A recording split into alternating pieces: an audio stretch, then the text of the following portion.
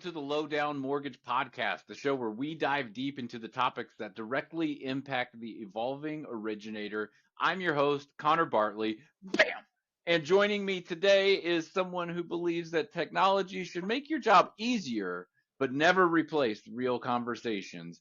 In a market that's full of noise and misinformation and automation, he's built his business by slowing things down, meeting people face to face, and being the professional that buyers and agents actually trust when things get complicated. Stefan Hester, welcome to the Lowdown. Thank you for having me.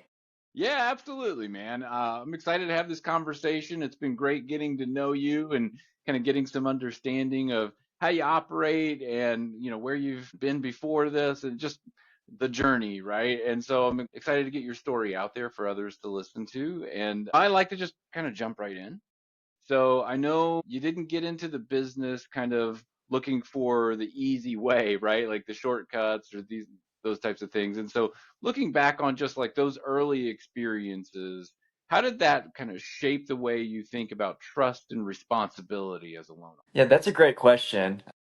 Really, when I got into the business, I decided to get into it because I heard it's a good industry. I also heard once you get in, you can never get out, which is very true.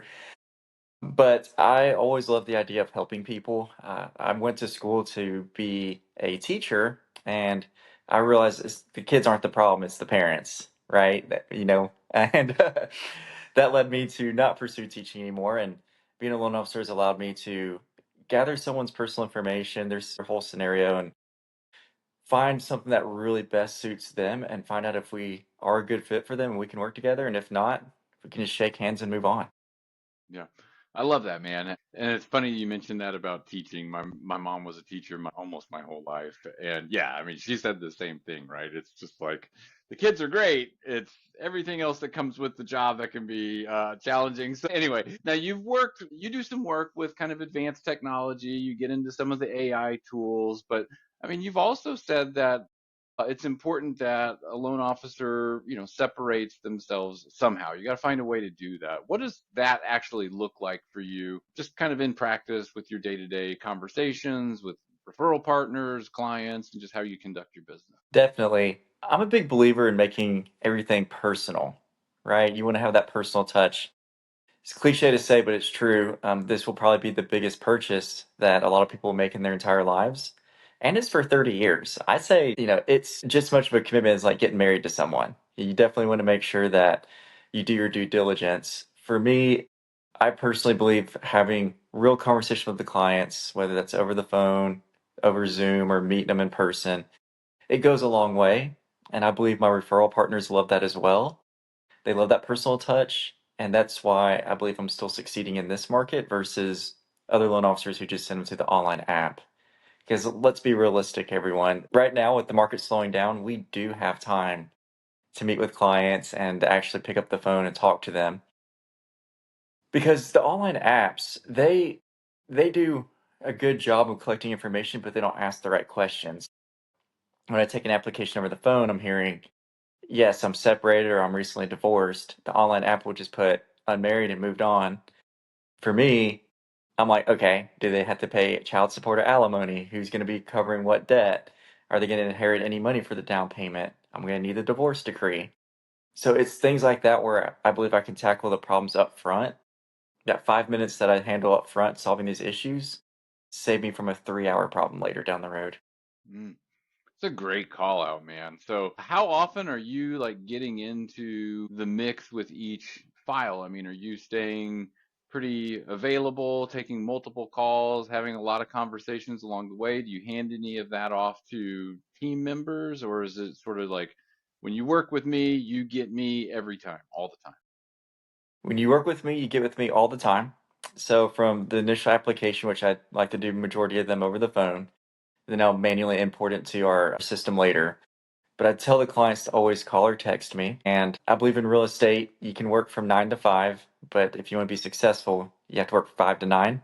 I tell everyone that. And the clients only communicate with me. I follow up with them, check in how their house search is going, update them on rates. It's not until they actually go under contract is when I'll make a phone call to the clients and let them know they'll be hearing from other people like my loan officer assistant or my processor, but I tell them to always call me first. That way I can, I mean, as loan officers, we know, why they're requesting documents. We can usually calm them down. And it's really impersonal for these clients to give me their social security number, their date of birth, everything. And then suddenly they're talking to some random person as soon as they're under contract. They now feel like they're probably their information is more violated. Mhm. So I like to keep it just streamlined to where it's like, hey, there's this one trusted advisor who only knows what's going on for you, and they're going to see it through to the end. It's like being a Yeah. quarterback on the Yeah, football there you field. go. Yeah, it's have you always sort of followed that process or has that evolved over time? I've always done over the phone. And then there was a moment there where I started sending people to the online app and I realized I would get some loan issues. People Mhm. would not put in the correct income. They would not disclose everything, not ask the right questions, and then I'd have loan issues. So even though I spend way more time up front when I do these loan applications, when they go under contract, I typically don't have any issues and it's smooth sailing from there. Yeah, that's great, man. And we talked a little bit about this before getting in onto the podcast here, but just there's a lot of information out there that buyers can seek out for themselves. There's online advice, there's TikToks, there's no shortage of opinion out there in the market and commentary. What are some of the biggest misconceptions that people are bringing to the table that you now have to like help them unlearn or kind of myth bust, so to speak, because of all this information that's out there? I believe that the internet and AI is good for helping people start the conversations, but man, I cannot stand it when people start utilizing that to tell me what monthly payments will be or how construction loans work. And I had one person trying to do a whole construction to perm loan, which is 3% down, home style renovation, because AI said that he could. And I mean, you just have to copy and paste Fannie Mae's guidelines right there for him. That's where it can be frustrating, but that's where I believe the misconception are, like that. And also I believe online people will get wrong interest rates or monthly payments. It's like when Zillow came out, it will tell you that the monthly payment on a $500,000 house was 2 grand. Well, it's assuming you're putting 50% down, the rate's 2%, and it's just principal and interest, right? That's what makes it tough. I tell everyone WebMD is great, but when you're really sick, I highly doubt you're on WebMD. And WebMD's been around a lot longer than AI has. So Right. AI is not going to replace us anytime soon. Yeah, I mean, you even shared a story with me about a buyer that, and I'll let you share the details, but like where, they went through a process with you and then shopped and went somewhere else and then came Mhm. back because they discovered something about where they went. Do you want to share that story? Definitely. So I had a client, they were moving from Indiana down to Georgia. He was a veteran and he didn't know you could get two VA loans at the same time. I explained to him that I'll need his certificate of eligibility first to see how much he could qualify for on the second VA loan. And we found out he could qualify for $450,000 here in Georgia. We get everything lined up, squared away. He goes under contract on a home. The client calls me and said that he's going to go with a different lender.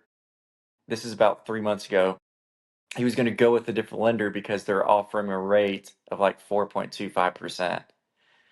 And for me, if someone's really getting a better deal like that, the first thing that goes through my mind is that I tell clients I go take it because that is a phenomenal deal. And I think it throws clients off when you do that because they're like, wait, you're not going to try and fight or compete. I'm just like, no, that's a great deal. Take it and run. Don't look anywhere else because that's the best thing out there. But I do want you to get a detailed loan estimate and just bring it back to me. I'll be honest with you and let you know if it's truly better. But I want to see if they're charging you for that lower rate. A couple days go by, the client calls me back and says that they want to do business with me. And the reason for that is they weren't getting good communication with the other lender. The other lender would just give short answers. It felt like they were only telling them what they wanted to hear. And he had to keep prying more and more with the other loan officer to get more detailed information. It turns out that that loan officer that he's been talking to is actually artificial intelligence, it was AI, not even a real person. And I know it's crazy. So the reason he was not getting good answers is because he was asking the loan officer, hey, what's the best rate you got? All the AI did was just give him the best rate there was. 4.25, adjustable rate mortgage, charging over 20 grand in closing costs, discount points to get that rate. Can't even do it. It fails, QM. Yeah. Like it's not even a legitimate loan. But that's where we're going to separate ourselves from AI. AI is a great tool for us to get more organized, but that AI couldn't recognize what the client really needed and tailor the loan to what the client actually needed and wanted. So I always share that story that it may seem scary at first, but our jobs aren't going anywhere anytime soon. Yeah, I think it's a great story because it just illustrates the point that yes, there's so much like value to the AI tool, but the output is only as good as the input. And while the AI, lovers of the world can make the argument that it'll just keep learning and eventually it'll see every possible question that anybody could ever possibly ask. I mean, the variables are just too large, and I agree. what you're counting on is the borrower to ask the right question in the right way to get the right answer. And if it's not asking clarifying questions or following up, they won't get there. And then why not just have a person do it that knows what they're doing, right?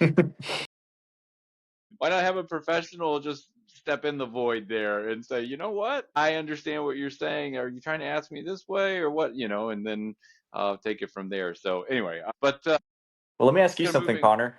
Yeah, If what's up? you had to get heart surgery, they do the robotic heart surgery. Would you do that, or do you still want a human doctor to do it? I would rather have a human doctor do it personally. That's just my 2 cents. Okay, that's how I feel too. Yeah, I don't want a machine sparking or malfunctioning or listen, it could go wrong either way, but I'll take the heart surgeon that's done hundreds of heart surgeries versus the machine that doesn't know me, right? So there's a human element to that. Great question. Now, you mentioned that today's market is one where like every deal feels urgent. There's kind of an emotional element to everything.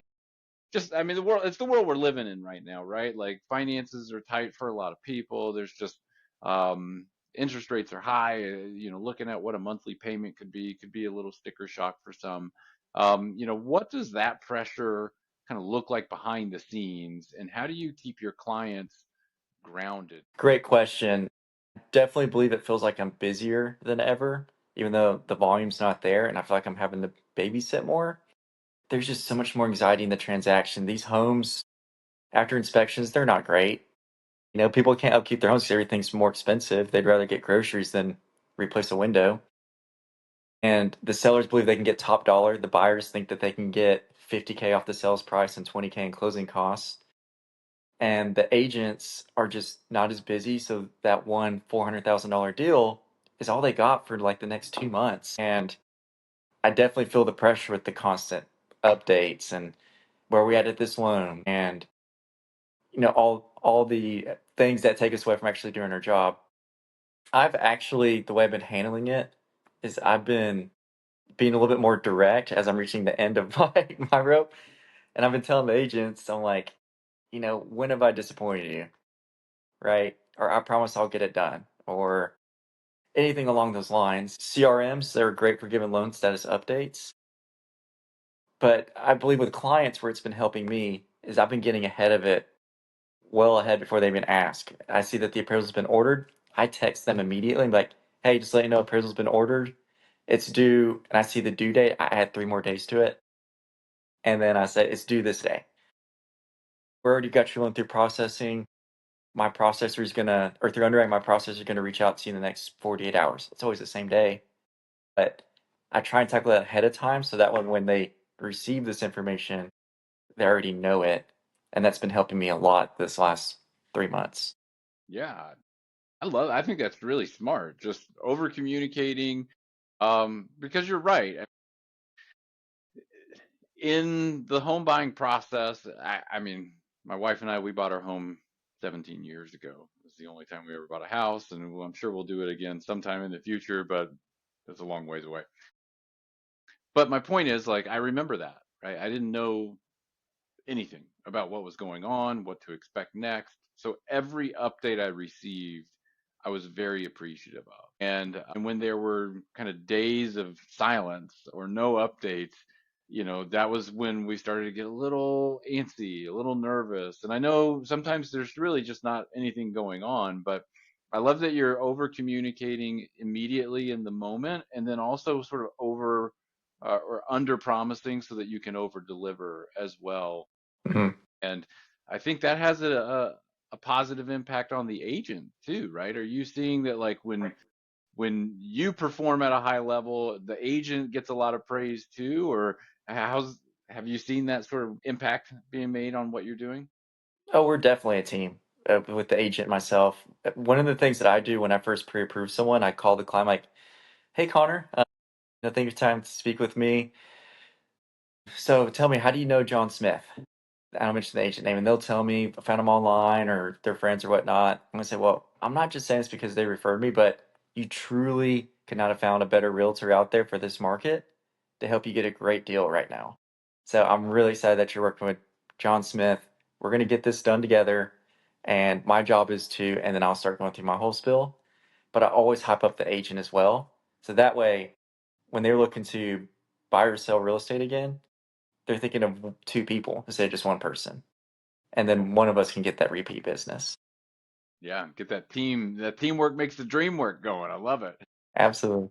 And so you kind of mentioned you touched on this a little bit, but I want to go into it more because um I know there's when things are slow, there's a possibility or it's easy to kind of fall into a scarcity mindset where you just Hmm. hold on so tight to every little thing. But I know you kind of expressed that you take more of an abundance mindset. Where did that mindset come from for you, and how has it influenced the way you work? Great question. So when I first got into lending, when I became a loan officer, I got put into a pretty big Keller Williams account with over 400 agents, and we had six loan officers in there. And when I got there, immediately some agents like, "Oh, I don't like referring because I don't want to upset Harry. I don't want to upset John because I don't want them to know that I like you better." And I was just thinking, I was like, man, this is such a problem because they could feel that because they're like, "Oh my gosh, like I took her to lunch, but she's sending you a deal now." It just became a giant issue. So I went in there and I went to a team meeting with all the agents and stuff, and I didn't ask this from the fellow LOs, but it worked. I just winged it, and I was like, "Hey, just let you know, you can use any one of us. We all split every deal evenly. You just choose who you feel like the client will work best with, or who you want to work with." And we always take care of the back end. I don't feel like a lot of people, and I preached that for months and months and months at every team meeting, and it worked. The market share went from, I believe it was like 7% all the way up to 28% within 6 months. It's a big deal. We were all making more money. And then I feel like the agents started to, I call it commission breath. So they can smell it on you. I believe they started to realize we were way more relaxed and we were more approachable at that point. And it was like, Yeah. hey, you know what? If Christine wants to use John for this client, then use Harry on the next one. That's totally fine because they all work as a team, and I enjoy that because that's less stressful for them, and they don't feel like they have to choose. Yeah. And there's I love plenty of that, man. deals out there, Connor. Yeah, well, I'll just a personal anecdote. Recently, we bought a car here in the Bartley household. Nice. 17-year-old daughter is about to go off to college in the fall, so we wanted to have Congratulations. thank you. So we're like, let's get her a new reliable car. So, and it'll be the last car we ever buy her. So, you're on your own, kid, when you get out of college. So hope it lasts. Don't drive it into the ground. Um, Part of that process was going to different dealerships so she could see the kinds of cars that were available. And, we wanted her to kind of know which one or choose the one she wanted within reason, of course. But, we walk on one lot and the salesman made a great impression. You walk on another lot, the salesman's a little pushy. Mm, And it's like, yeah, we're coming back here. That might have been the perfect car, but she was just like, I'm out. So having that like commission breath, as you put it, and that just like having that tension in the sales, confidence, or yeah, what do people people say? The feel it. aura. Yeah. Yeah, the aura. So people feel it. And so, yeah, I think that's great that you found a way to communicate sort of that abundance mindset and the results that followed. Now, Another you've thing I been want to touch intent. on that too, Yeah, go ahead. Connor, is that whenever I use that same mindset when people are shopping as well. So they'll say, "Hey, I got a better rate somewhere else," or "There's lower closing costs over here." I'm like, "Okay, cool. Who's that other loan officer? Who's the other company?" And they'll say, "Oh, it's with Rocket Mortgage." And the first thing I say is, I'm like, "Rocket's great. I mean, you don't get that big unless you do something right." I do know people don't understand how Rocket gets to that pricing because they don't show it in the details. You have to get official loan estimate from them. Do you mind getting that so I can see it? And if it's truly better, I'll tell you it's better and you can take it. And that wins every time. I say in this industry, never badmouth another lending institution because if you do, I think you'll lose the client. That's a great point, man. And just being able to see that the LOE is huge too, right? Like you get an opportunity to kind of break it down for them, build trust, and they may end up ultimately going somewhere else, but they remember you for being the person that educated them on that. And when their cousin, their brother, their coworker starts looking for a That has home, happened so many times. It yeah, really has. yeah, that's amazing, man. I love it. Now, you've been really intentional about redefining success kind of along the way, not just fixating on volume, but also, balance and having less stress in, your day to day. How has your definition of success evolved over time? Great question. I believe everyone is able to, they all have their own limits, right? Some people can do 100 million a year and have a great life. Some people get to 15 million and they get really stressed and they work 60 hours a week. I believe you become successful when you learn to say no. I had a couple of agents that would eat up a lot of my time, but I'd close 4 to 6 deals with them a year. And one day I was just like, you know what? I could use this extra time to go pursue other referral sources that don't waste as much time. And I straight up called the agents that day. I was like, hey, we just don't work well together. I'm going to connect you with another LO at the company. And once I did that, my business took off and I found a sweet spot where I can close comfortably. For me, it's 40 to 50 million a year. I feel like I don't have to work more than 40 hours a week. I can go play golf, play pickleball, go out in the boat. I don't work weekends. It's a good lifestyle. That's for me. And I know everyone's different, but I believe that's what makes it successful. It's one year, like during COVID years, yeah, closed like over 60 million. But in reality, that extra 20 million that I closed, which is an extra, we're just gonna be honest with each other, it's an extra 200K. Was it really worth the extra 30 to 40 hours I was working per week? And it really wasn't. I was stressed out. The marriage was not doing great. I went from not really drinking to consuming 2 bottles of wine a night. It was bad. And Yeah. you just have to give yourself a reality check that if I can't be happy with the current income I have now, then I'm just not a happy person. So you got to find that balance. Yeah, man, I love that. Have you perfected working the golf and the boat and the pickleball into the business yet? Like, are you taking referral partners out and doing those things, or has life become part of work and work part of life? That is a great question. I used to get stressed out for golf and everything because it was so big into my business, but now I have a rule that I established last year. I do not play golf with anyone that's in the real estate business, and That's it's the been sacred huge. place then. Okay, I Yeah, love it. I will use the boat from time to time to take out like a group of eight, like a team to go out, but Yeah, hey, that's fun no matter what. right. And then pickleball. Pickleball is more of my wife's hobby. I go out there because she loves it so much. But man, you can get a lot of good deals from pickleball. There's a lot of people that play, and there's a lot of successful people out there that need to refinance or something. Yeah, you got to wear a shirt, right? Like, ask me about a refi. Yeah.